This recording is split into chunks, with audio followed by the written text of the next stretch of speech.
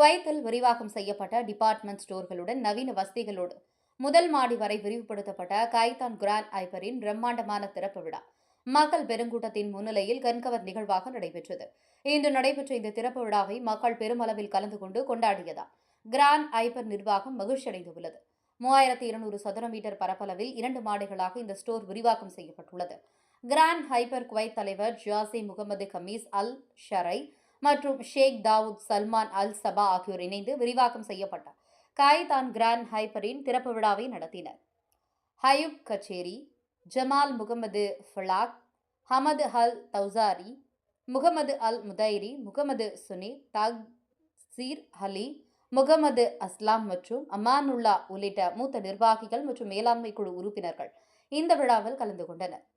உயர்தர தயாரிப்புகளை சிறந்த முறையில் வசதியான ஷாப்பிங் அனுபவத்துடன் குறைந்த விலையில் வாடிக்கையாளர்களுக்கு வழங்குவது என்பதே கிராண்ட் ஐபரின் கொள்கையாகும்.